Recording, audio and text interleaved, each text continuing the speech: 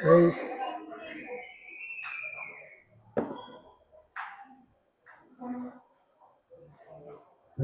Praise.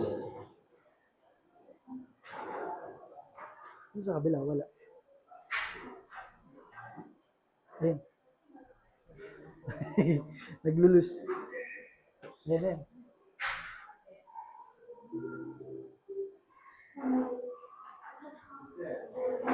Amen. Isang pinagpalang umaga po sa ating lahat. Dito na ba kayo? Amen. So,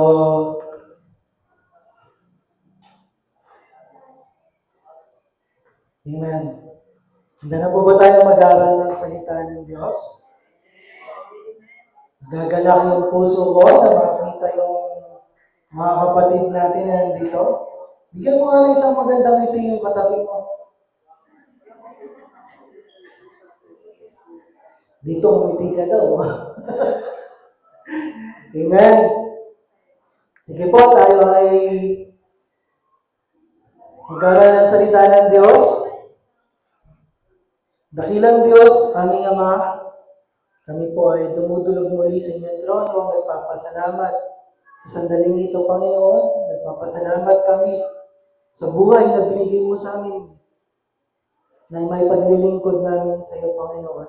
Tunay nga, Lord, ng bawat sandali ng buhay na ito ay nagkakaroon ng kabuluhan, nagkakaroon ng halaga kapag kami ay malapit sa iyo, Panginoon. Kaya maraming salamat, Lord, at sa umaga po na ito, Banal na Espiritu, patuloy niyo pong katagpuin ang inyong mga anak, patuloy po namin binubuksan ang aming puso't isipan, Panginoon, sa gagawin mo sa aming mga buhay, Panginoon.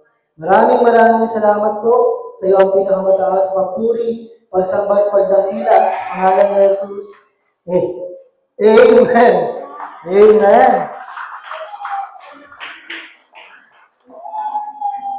Start pa lang tayo, bunso.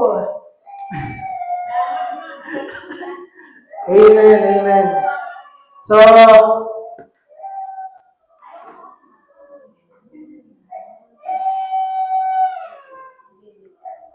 saglit lang po.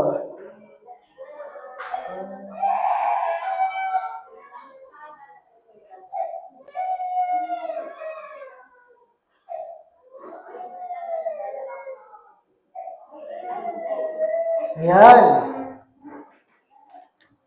Okay. So, tayo po ay mag-aaral ng salita ng Diyos ngayong umaga na to at muli po ang ating tema for this year ay enlarge our territory. Handa na ba kayo sa gagawin ng Diyos sa buhay niyo? Handa na ba tayo sa gagawin ni Lord? Amen?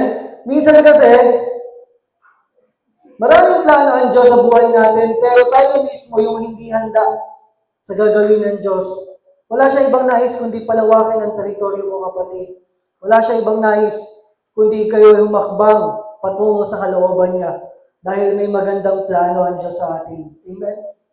Kaya ang tema natin for this month ay co-workers in God's service o mga kamanggagawa sa paglilingkod sa Diyos. Ang isang tao nakakilala sa Panginoon ay walang ibang pinakamagandang buhay sa Kanya, kundi gamitin niya yung buhay niya para kay Lord. Kaya ang tawag sa atin ng Diyos, sa pag-aaral natin last Sunday sa 1 Corinthians chapter 3, tayo ay mga kamanggagawa sa paglilingkod ng Diyos. Amen? Yung katabi mo, co-worker mo yan. Sabihin mo nga, co-worker kita. Amen? Lahat tayo, hindi kailangan nagsasalita ka dito sa harapan, hindi kailangan na grande yung posisyon mo, may title ka. Lahat tayo may mahalagang bahagi sa kaharian ng Diyos. Lahat tayo may gagawin sa kaharian ng Diyos. Kaya nga, pag sinabing co-worker kita, kahit na minsan hindi mo gusto yung kasama mo, kahit na minsan may mga pagkakataon hindi kayo nagkakasundo, pero dahil sa panawagan ng Diyos, kailangan nating lakaran yon. Amen? At ang maganda dito, sa co-worker, hindi mahalaga yung kasama mo.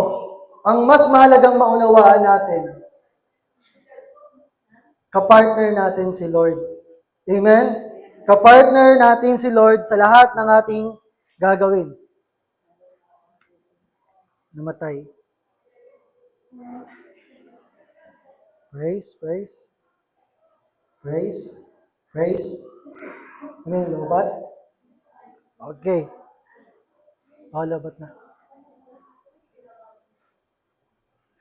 Okay?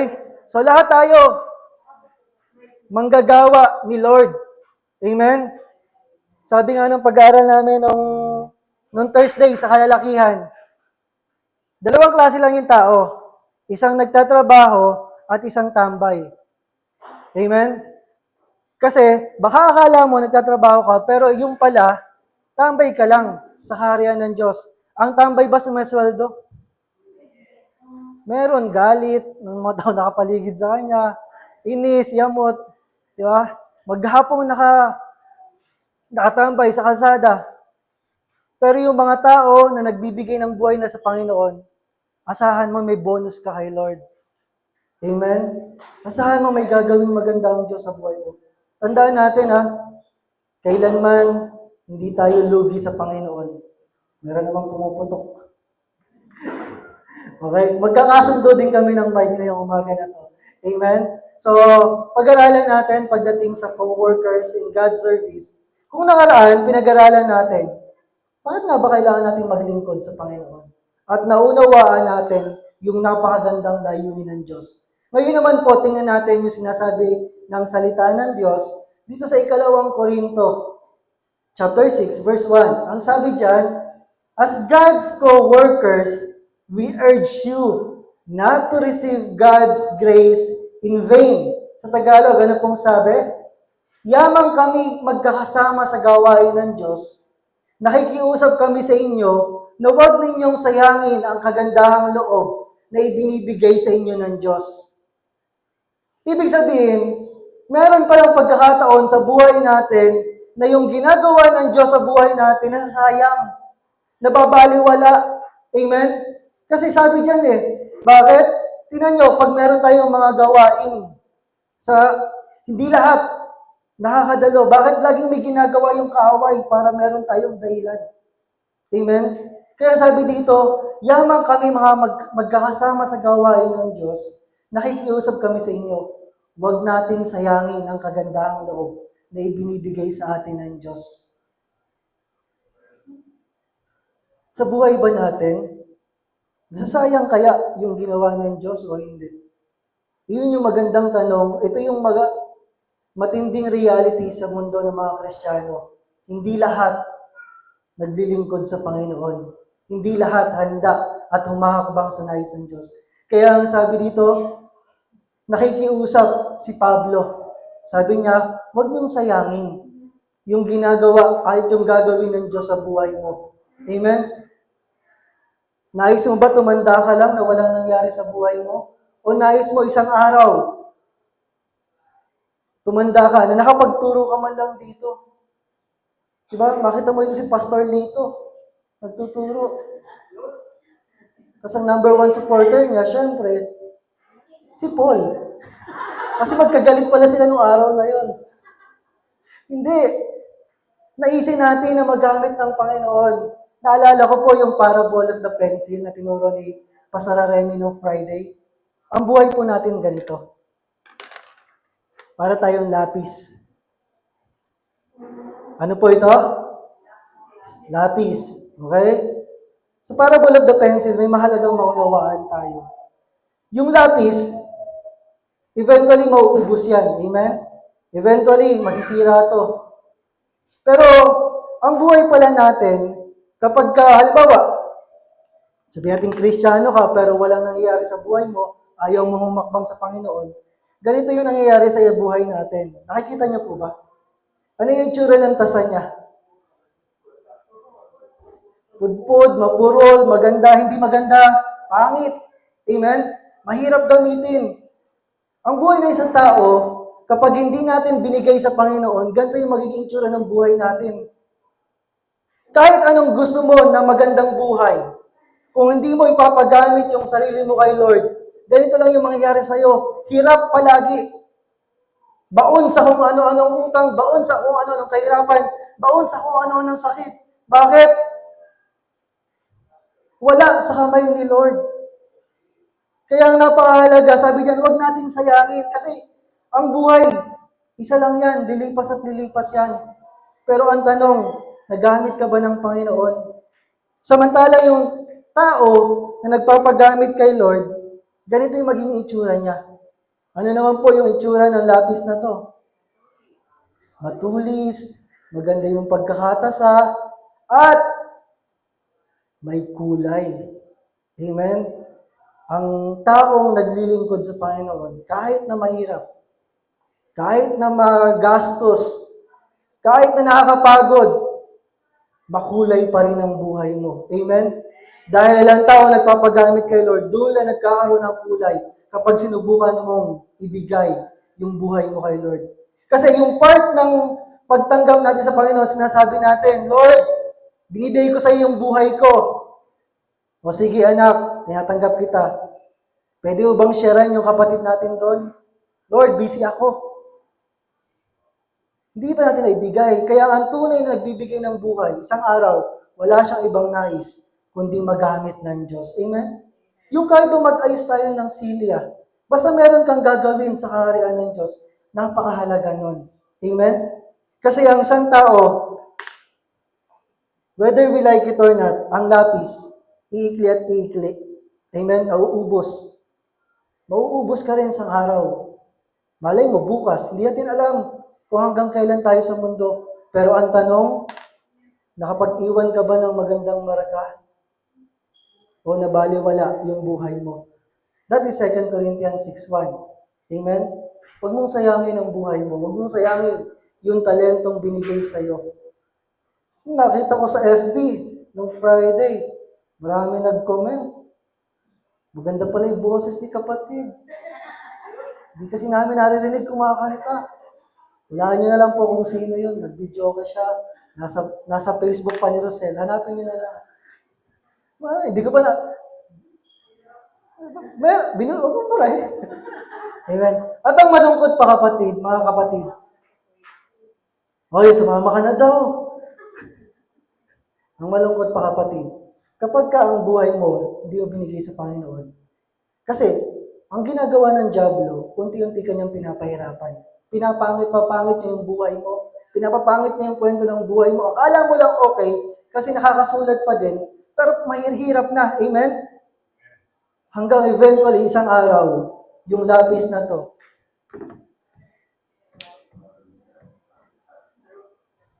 marupok na, sisirain kayo ng Diablo. Hanggang hindi mo nagamit ang buhay mo sa Panginoon. Diba? Minsan nagpapadala tayo sa maraming bagay, pero nakakalimutan natin yung napakagandang layunin ng buhay na to. Yung ibigay natin sa Panginoon. Amen? Pinopokus tayo ng kaaway sa maraming mga issue. Pero isang araw, uuwi naman tayo lahat sa Panginoon eh. Sino ba dito hindi uuwi sa Panginoon? Mag-volunteer na.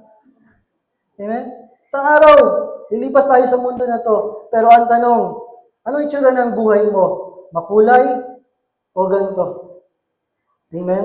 Kaya sabi ito, huwag nating sayangin. Bakit? Kaya po, ang title natin ngayong umaga na to, bilang isang manggagawa ng Diyos, bilang mga lingkod ng Diyos, hindi ka man pastor, hindi ka man leader, basta nandito ka, may gampanin ka sa iglesia niya. May gampanin ka sa kaharian ng Diyos. At ang tanong, sa umaga na to, meron tinatawag na God's expectations of His workers. O, ang mga inaasahan ng Diyos sa kanyang mga manggagawa. Amen? May inaasahan ng Diyos sa iyo. Kaya ang tanong, namimit ba natin o hindi? Di ba sa mga trabaho na may quota, merong mga kailangan ganito. Pag hindi mo na-meet yun, ang sweldo mo, hindi rin sapat. Amen? O kaya, tatanggalin ka na. Sa buhay natin bilang mga lingkod ng Diyos, naalala niyo yung fig tree. Nadatnan ni Lord, walang bunga. Pero panahon ng bunga, Maraming panahon, pinapakiusap tayo ng Diyos na magkaroon pa tayo ng pagkakataon para magbunga. Pero may panahon lang ang bawat tao. Huwag nating sayangin ang buhay natin. Ano yung inaasahan ng Diyos sa'yo? Ibig sabihin, halimbawa, si Pastor Manny, nagtayo siya ng isang magandang kumpanya, construction firm, o kaya restaurant. Yan yung mga forte niya, eh. O kaya magmahal ng asawa, mga forte ni Pastor Manny yan. Mag-alaga ng anak, ng pamilya. Okay, diba, merong company si Pastor Manny. Lahat ba ng gustong mag-apply sa kanya kukunin niya? Why? Sabi nga ni Yana, why? Pag sumagot ka, why? Bakit? Why? Why? Siyempre, mamimili si Pastor Manny kung sino yung karapat-dapat, kung sino yung okay na kuhanin. At ang magandang balita ngayong umaga na ito, mga kapatid. Ano yung good news? Ikaw, nakikinig ng mensahe na to, pinipili ka ng Diyos. Amen? Tinitingnan ka niya na karapat-dapat para sa isang magandang trabaho sa kaharian niya. Amen? Kaya huwag kayong pumayag na wala tayong parte sa gawain ng Diyos. Amen? Kahit asilya, kahit magwalis, kahit ano man yan, humanap ka ng magagawa mo. Kasi, muli, paalala, either ganito ang buhay mo, o ganito. Alin sa dalawa? Okay? Ano ba yung mga inaasahan ng Diyos bilang mga manggagawa niya? Okay? Sabi dito sa 2 Corinthians 6:2, muli po ang gagawin nating pag-aaral, ang tawag po dito ay expository. Na kung saan sa isang passage sa Bible, doon tayo kukuha ng mga lessons. At madalas, pag expository, ang gusto kong ginagawa, verse muna, saka pa lang yung pointers. Okay? Para pinapalitaw natin, yung pointers natin, hindi galing kung saan-saan. Ang pointers natin, kinuha natin mismo sa salita ng Diyos. Kasi noong una-una rin po ako nagtuturo, ang gagawin ko, gagawa muna ako ng pointers. Tapos ako lang i-check sa Bible. Tama ba to o hindi? Tama ba to o hindi? Ano yun? Hit and miss pala pagka ganon. Pero pagka expository, napaka-safe gamitin sa pagtuturo. Bakit? Wala kang ibang kukuhanan, hindi ka manguhula. Kukunin mo lang kung ano yung nandun na. Okay? Kaya yung pag-aaralan natin, 2 Corinthians 6:1-13. Bakit ko po ito sinasabi? Naniniwala ako. Maraming mag-aaral dito sa Bible School sa CLG. Hindi lang ako. Amen? At binibigyan ko na kayo ng preview ng mga gagawin ko. Mahirap, pastor. Yung isang kaklase ko, gagraduate na kami next year. Mekaniko ng motor. Walang alam sa English, walang alam sa ano. Basta gusto lang niyang pumasok, matuto. Yun lang yung mahalaga sa Bible School. Amen? Kaya kung gusto mong magpa-equip palalo, enhance natin yung ating mga sarili. Patuloy tayo magpagana sa Panginoon. Amen? So ano ba yung mga inaasahan ng Diyos sa iyo, kapatid? Sabi sa 2 Corinthians 6:2, tuloy-tuloy natin yung pagbasa, at just the right time, I heard you. On the day of salvation, I helped you.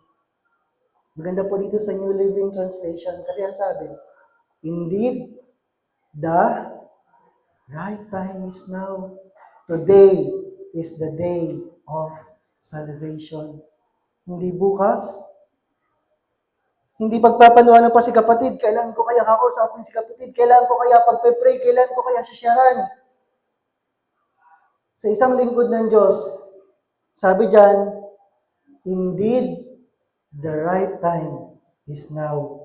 Sabi mga kapatid, indeed, the right time is now. Ngayon, hindi na bukas pa.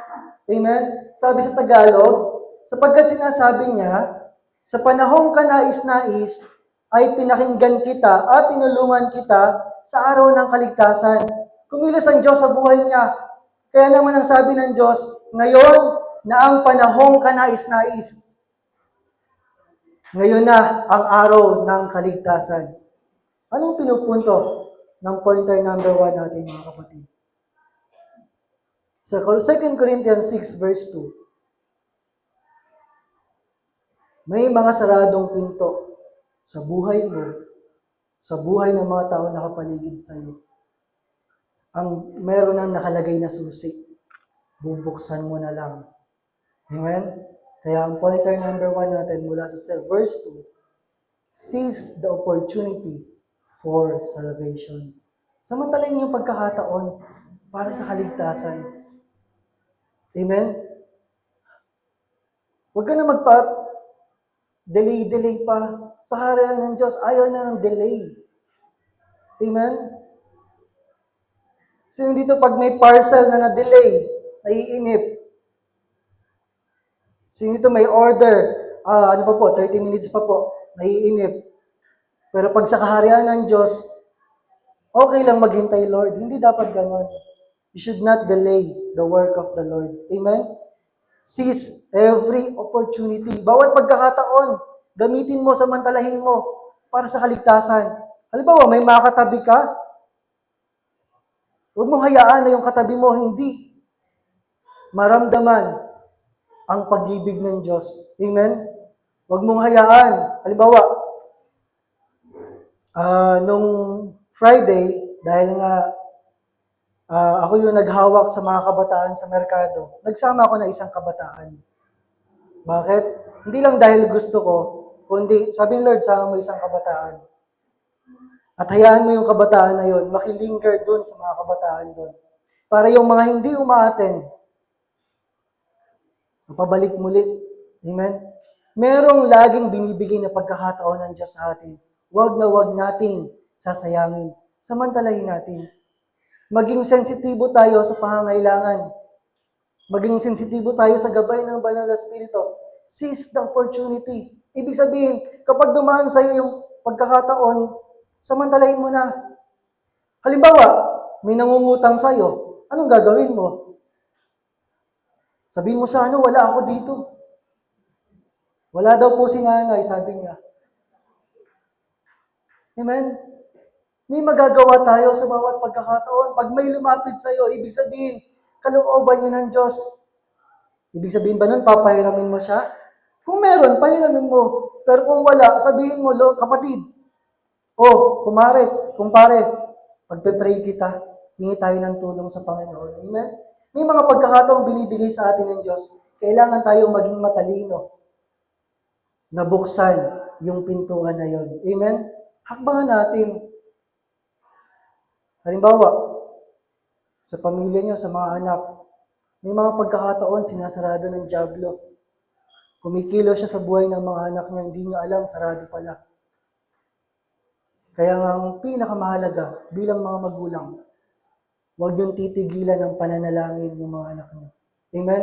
Huwag niyong titigilan ng pag-engganyo dahil isang araw, kung ano man yung ginawa ng dyablo sa buhay nila, mabubuksan natin yan para sa Panginoon. Amen? Huwag tayong pumayag na may makakilala tayo na hindi makarinig ng mabuting balita ng Diyos. Amen? So, seize the opportunity. Samantalahin natin yung pagkakataon. Okay? So, number 2. Sa verse 3, ang sabi dyan, we put no stumbling block in anyone's path so that our ministry will not be discredited. Sa Tagalog po, anong sabi? Iniiwasan naming makagawa ng anumang makahadlang kanino man upang hindi mapulaan ang aming paglilingkod. Una, inaasahan ng Diyos, sa bawat pagkakataon, kikilos ka. Hindi ka na magpapadelay. Hindi ka na magpapamamaya na, hindi ka tatamad-tamad. Basta may pagkakataon, i-grab natin. Pangalawa, ang sabi ng lingkod ng Diyos, iniiwasan namin makagawa ng anumang makahadlang kanino man. May mga tao pala, may mga lingkod pala ng Diyos na hindi man nila alam o alam man nila, nakakagawa sila ng bagay na nakakahadlang sa paglago ng iba. Kaya ang paalala sa atin sa verse 3, maging maingat ka kapatid. Amen? Maging maingat ka sa lahat ng gagawin mo. Maging maingat ka kung paano ka mamuhay. Kasi kung ano yung ginagawa mo isang araw, yan din yung panunundan sa'yo. Kaya nga si Lito, natutuwa ako. Total, nandiyan ka naman, susulitin ko na. Sabi ni Rosel, sinabi lang sa akin nun. Nung pag siya nagbe-birthday, laging may inuman. Pero nung nakilala niya ang Panginoon, sabi niya hindi na pwede. Pwede mo bang sawayin si RA samantalang umiinom ka pa na bawal uminom, bawal magyosi? Magagawa ba niya yun? May karapatan ba siya? Hindi. Kasi ginagawa niya rin eh. Kaya maging maingat kayo. Hindi naman. Mapapatawad na may lako pa. Makilala ko naman yan, mga anak ko naman yan. Hindi. Maging maingat kayo sa ginagawa niyong pamumuhay kasi baka akala nyo, okay pa kayo, meron na palang natitisod sa buhay nyo. Diba? Ang madalas, binabanggit ng mga tao sa labas, Kristiyano ka pa man din, born again ka pa man din, ba't ganyan ang buhay mo? Amen? Kaya number 2, isang magandang paalala ng lingkod ng Diyos.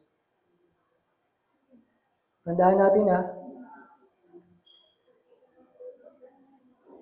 either, dalawa lang bagay, either naglilinis ka o nagkakalat ka. Anong ginagawa mo sa buhay mo? Di pwedeng parehas. Either naglilinis ka o nagkakalat ka, sabi ng Bible. Kaya ang number 2 natin, put no stumbling block to hinder the gospel. Huwag maglagay ng katitusuran upang hadlangan ang ebanghelyo. Amen? Preach ng preach tayo. Uy, mahal ka ni Jesus. Attend ka sa church. Tapos yung buhay mo naman, hindi makitaan ng ebidensya. Kailangan maging maingat tayo sa buhay natin. Tayo ba ay nakakatulong sa tao o tayo ay nagiging katisuran ng iba? Amen? Minsan po kasi,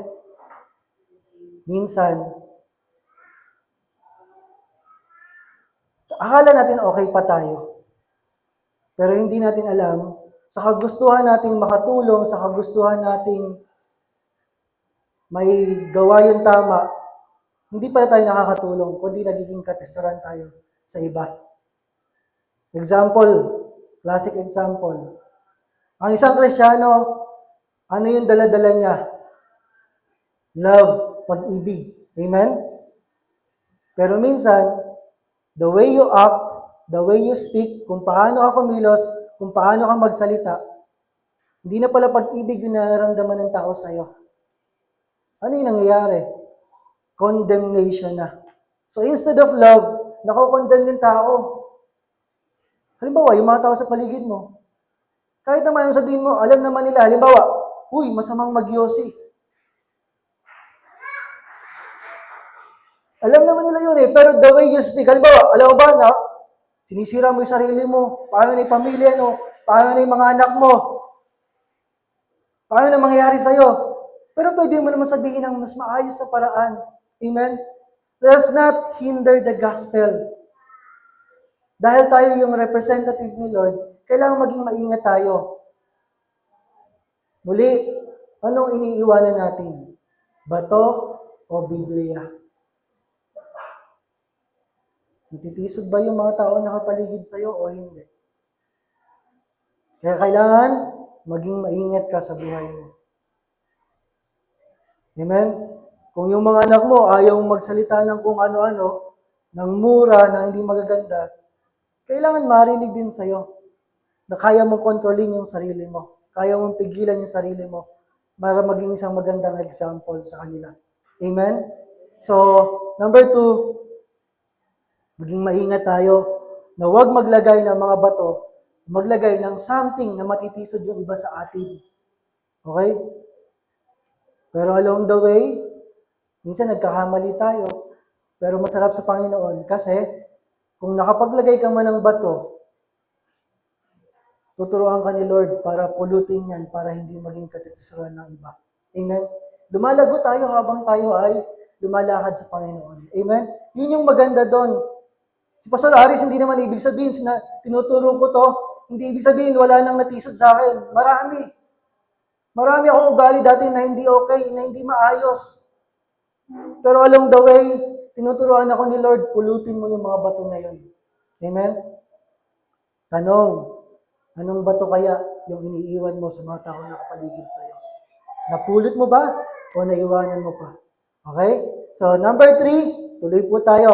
2 Corinthians 6, verse 4 naman. Sa New Living Translation, ang sabi po dito, in everything we do, we show that we are true ministers of God. Sabi niya kanina, maging maingat tayo. Iniiwasan namin na maging katitusuran sa iba. Bakit? Tinitingnan kami ng tao. Kaya ang sabi niya dito, in everything we do, anong purpose niya? Anong kailangan niyang gawin? We show that we are true ministers of God. We patiently endure troubles and hardships and calamities of every kind. Sa Tagalog po ang sabi, paano ka daw hindi magiging katitusuran ng iba? Ito yung sagot. Tutuloy lang natin. Sa halip, sa lahat ng paraan, si Pablo mismo to sinisikap namin. Kahit siya nagsusumikap, mamuhay ng matuwid, mamuhay ng maayos, ipakita ang aming katapatan bilang mga lingkod ng Diyos. Amen? Sa mundo na to, ang mga Kristiyano, marami kang gawin tama, hindi ma-appreciate. Gumawa ka lang na isang mali. Kitang-kita na. Amen? Kaya sabi niya, sinisikap namin, ipakita ang aming katapatan bilang mga lingkod ng Diyos. Amen? Kaming matyagang nagtitiis sa lahat ng uri ng kahirapan, kapighatian, at mga kagipitan. Kung susundan niyo po ito, 4 hanggang 10, makikita niyo, ang daming dinaanan nila Pablo. Binugbog, pinahirapan, nakulong, nagutom, napagod, nalungkot, lahat. Napagbintangan, sinabihang sinungaling. Ang dami niyang dinaanan. Pero nagreklamo ba siya? Hindi. May gusto lang siyang gustong ipakita. Na tayo bilang mga anak ng Diyos, lahat naman tayo dumadaan sa problema, dumadaan sa mga sitwasyon. Amen? Pero wag nating gamitin yung sitwasyon para magkaroon ng puwang ang kaaway sa buhay natin. Amen? Marami siyang dinaanan. Pero sabi niya, kami matyagang nagtitiis. Alam nyo, sa parable of the pencil, kung sa mundo, yung mundo ang nagtatasa sa'yo, ganito itsura mo. Puro problema, walang kasiguraduhan.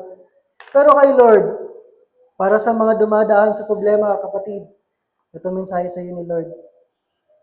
Dumadaan ka man sa sitwasyon, tinatasahan ka man ng buhay, walang ibang nais ang Diyos, kundi palitawin yung ganda mo. Palitawin yung pagiging matyaga mo. Palitawin yung pagiging matatag mo. Amen? Palitawin yung pagiging isang sundalo ng Diyos. Amen? Na kahit anong gawin, pinapaganda ng Diyos ang kwento ng buhay mo. Amen? Ang pangit kasi, tatayo ka dito, tapos wala ka man lang maikwento nangyari sa'yo.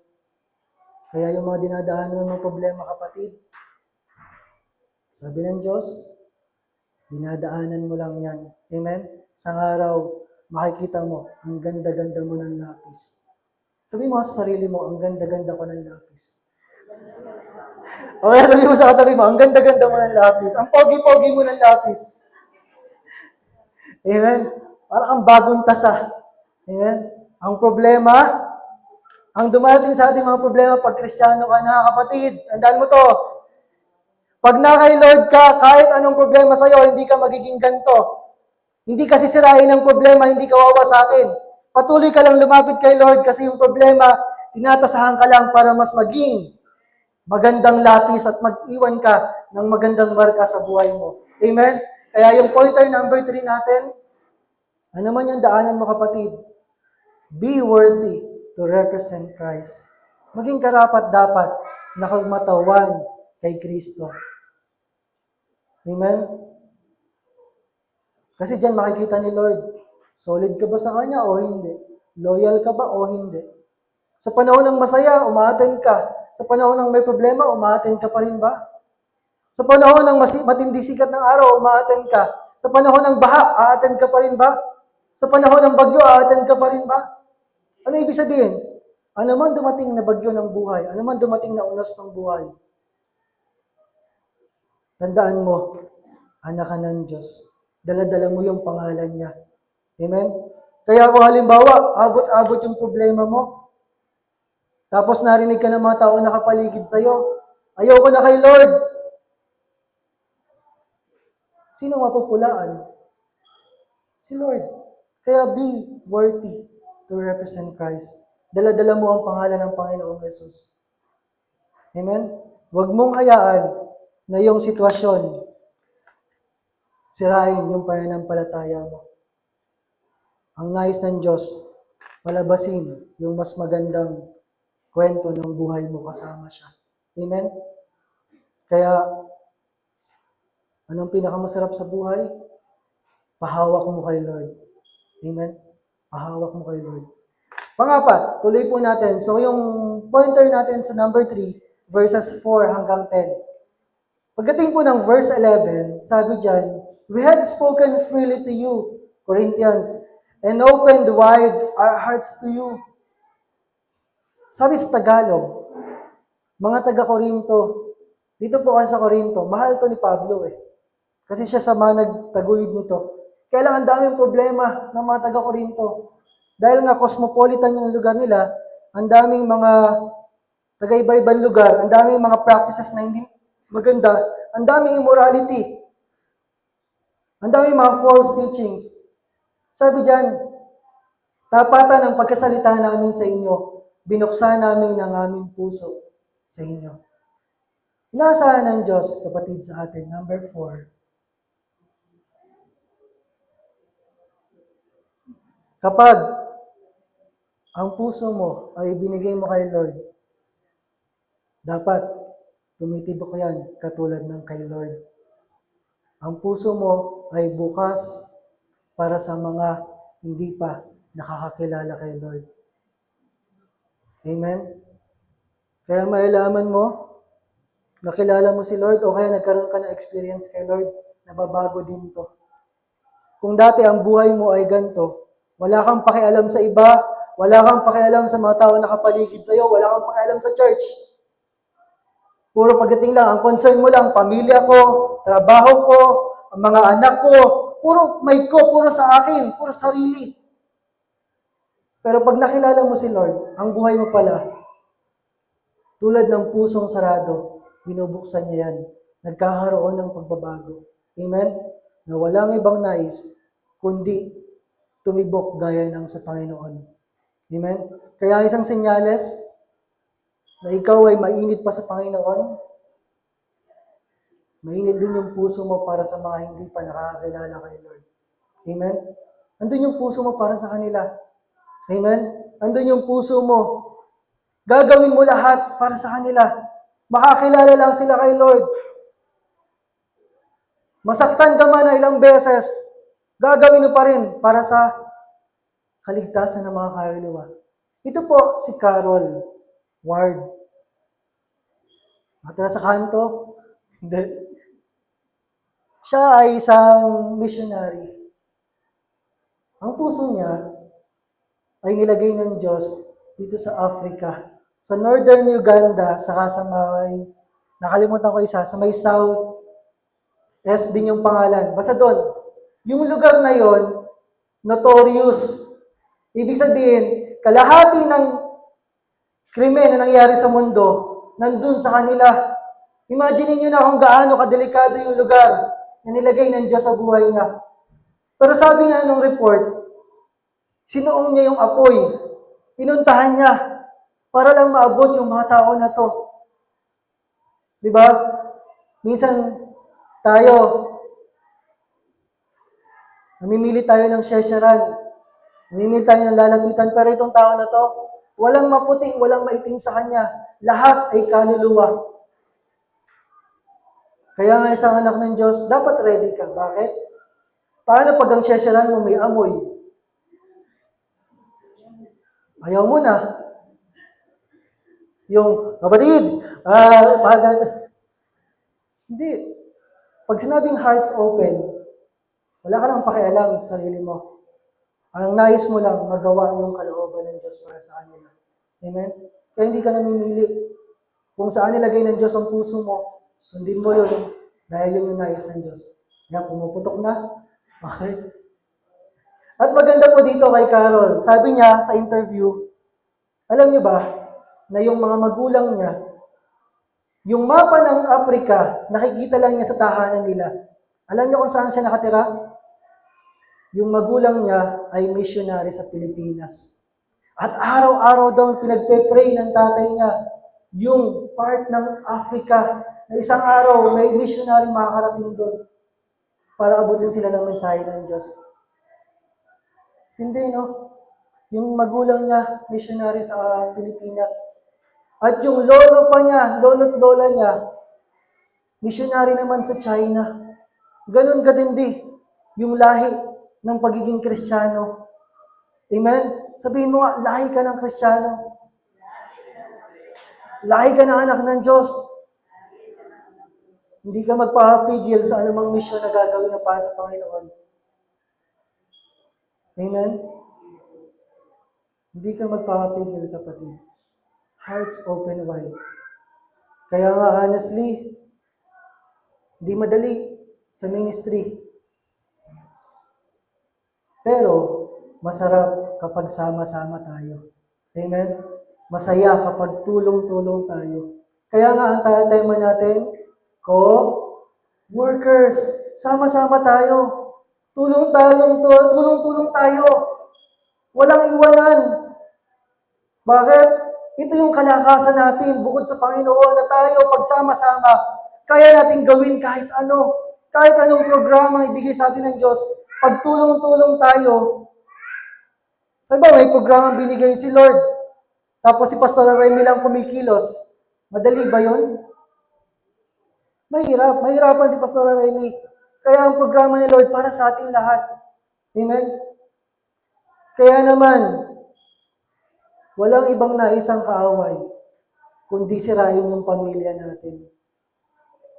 Kundi wasakin. Bakit?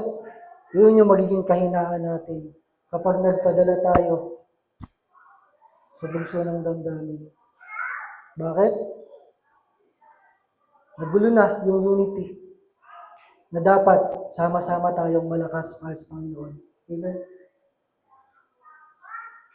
Katulad ng missionary, ibig ba sabihin,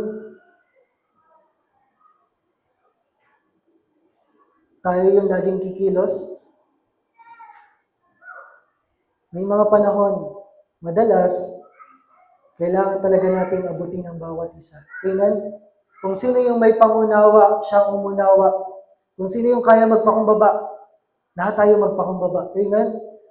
Para sa gawain ng Diyos. Katulad nga nung mahalagang tinuturo sa akin ng Lord, kapag ang isang tao na-focus na sa kanyang sarili, doon na siya madidistract sa gawain ng Diyos. Ano? May problema ako, may sitwasyon ako sa pamilya, may sitwasyon ako sa pera. Ito nga nakatuon. Nalihis na sa focus. Dahil kapag dito ka nakatuon, kahit anumang problema mo, kaya mong lampasan. Amen? Kaya ang gagawin ng kaaway, na yung may pananampalataya ka na, lilibangin ka niya. Huwag kang tumingin doon, tumingin ka sa kung ano nangyayari sa'yo. At kapag doon ka na-focus, wala kang gagawin kundi magsolo, mag-iiyak, bugbugin ng kaaway. Amen? Let us focus unto the Lord para yung puso mo ay patuloy na maging bukas sa mga hindi pa nananampalataya. Amen? Ibig sabihin, kahit ano man yung pangangailangan, kahit ano man yung kailangan gagawin mo para sa isang kaluluwa. Amen? At panguli, ito na pa magtatapos. So verse 12, we are not withholding our affection from you, but you are withholding yours from us. Sabi sa Tagalog, hindi namin sinara ang aming puso sa inyo. Kayo ang nagsara ng inyong puso sa amin. At hindi ko lang po naisama sa verse 13 ang sabi niya, kayong mga anak ko. Tinuturing niyang anak, yung mga taga-Korinto, tinuturing niyang bahagi ng kanyang paglilingkod sa Panginoon. Dahil sa number 5, kapag patuloy na bukas ang puso mo para sa gawain ng Diyos, para sa mga naliligaw, yan sa pinakamahalagang kailangan nating gawin. Number 5, show genuine affection. Magpakita ng tunay na pagmamahal. Alam niyo paano umabot ng isang kaluluwa? Hindi ko ito makakalimutan. Lagi ko itong dala-dala sa buhay ko. Paano ko makipag-usap sa mga kabataan? Paano ko makipag-usap sa mga taong nag-aaway, may problema? Sabi na isang quote na naalala ko, people will not care how much you know unless they know how much you care. Sa Tagalog, walang pakialam yung tao sa'yo kung gaano man karami yung alam mo na Bible verse. Di ba? May mga nasyaran kayong ganyan. Kahit ano mong sabihin Bible verse, hindi pumapasok. Pero, people will not care how much you know until they know how much you care. Hanggang malaman nila kung gaano ka nagmamalasakit sa kanila. Amen? Kahit anong share mo ng Bible verse, kung wala kang connection sa tao, kung hindi mo ma-build yung malalim na pag-unawa, relasyon sa isang tao, hindi mo mapapaunawa sa kanya yung magandang plano ng Diyos. Amen? Kaya ito, hindi ko alam kung tama yung ginagawa ko, pero during counseling, pag nagka-counsel ako, isa sa laging goal ko, maiparamdam sa tao na yon, nakakampi niya ako. Kahit ano man yung ginawa niya, kakampi niya ako. Tama man o mali, kakampi niya ako. Pero hindi ibig sabihin, aayunan ko yung mali niya. Paparamdam ko sa kanya, kakampi niya ako, para magbubukas siya ng puso niya sa akin. At kapag bukas na yung puso niya sa akin, doon ko siya kakausapin sa tama at nais na plano ng Diyos. Amen? Paparamdam ko muna sa kanya, kakampi niya ako, na hindi niya ako kaaway. Hindi kami magkababag. Hindi ko siya pinapunta, kinausap para lang pagalitan. Kaya kung meron din kayong kakausapin, magandang diskarte yun. Paramdam mo muna, nakakampi ka niya. Amen? Di ba sa mga kabataan, hindi na uso yung galit-galit.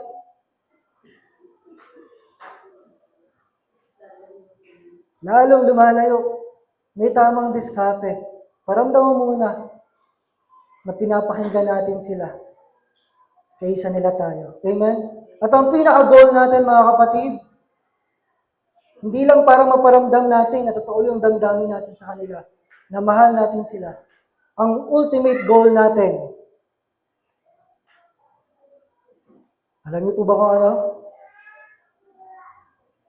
Yung maramdaman nila yung pag-ibig ng Diyos. Hindi lang yan sa atin, kundi sa pamamagitan natin, maramdaman nila na may isang Diyos na nagmamahal sa kanila.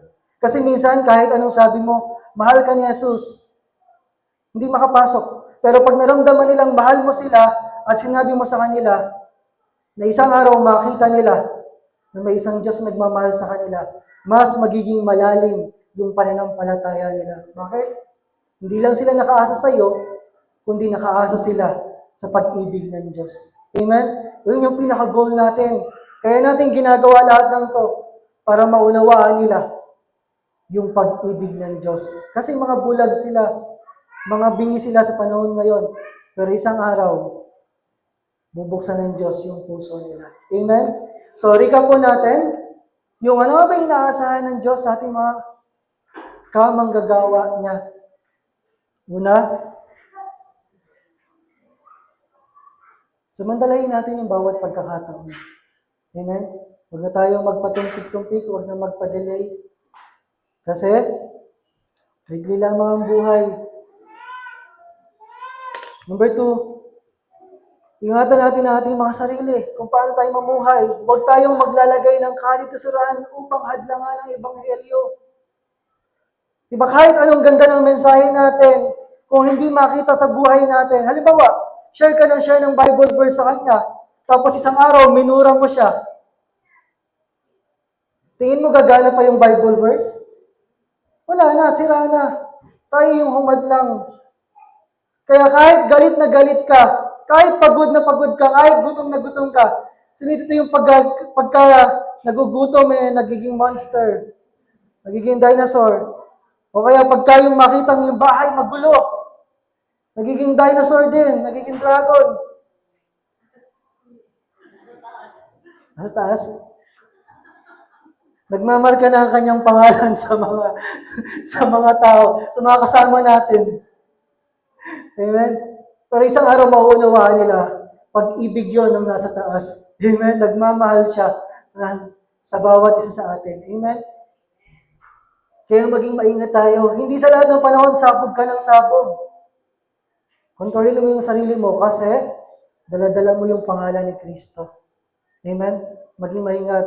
Dahil number 3, ano man ang daanan mo sa buhay, maging karapat-dapat na kumatawan kay Kristo. Magka-problema ka man, malungkot ka man.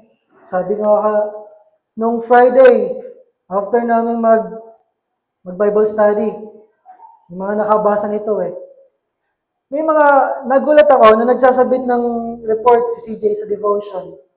Sabi ko, ilan lang nag-devotion. Samantalang kakatapos na namin Bible study. Dumaan yung maghapon. Kinalimutan si Lord. Samantalang naririnig ko, naglalaro ng ML. Naglalaro ng Roblox. Kaya sabi ko sa kanila, paalala lang, unahin niyo si Lord. Sabi ko talaga, hindi ko alam bakit. Sabi ko, nalulungkot ako sa nangyari. Pero may isang lingkod ng Diyos nag-chat sa akin, Kuya, kasama mo ako sa prayer. Huwag mo sanang sisihin yung sarili mo na baka hindi ka effective kasi effective ka naman. Sabi ko naman sa kanya, kapatid, salamat kay Lord kasi tapos na ako doon. Yung lagi kong tinicheck yung sarili ko, saan ba ako nagkamali? Nagiging artista ako. Saan ba ako nagkamali, Lord?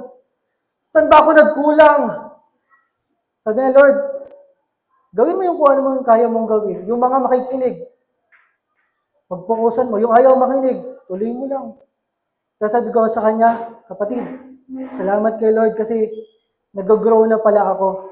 Hindi na pala ako laging nakafocus sa sarili ko, kundi tinitingnan ko lang kung anong nais ng Diyos.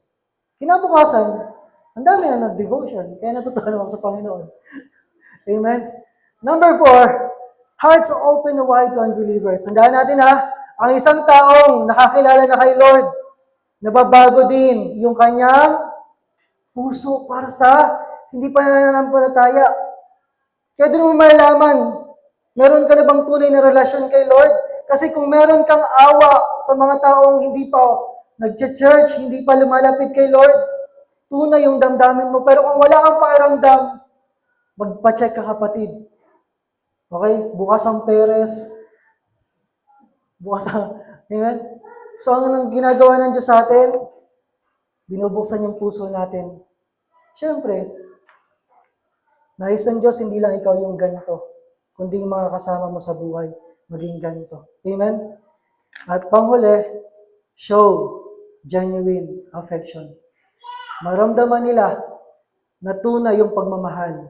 Hindi lang yung pagmamahal natin, kundi yung pagmamahal ng Diyos sa kanila. Amen? Kasi kung tayo lang, sumasablay tayo minsan Pero kapag kay Lord na sila nakatingin, kahit anong mangyari, magpapatuloy sila.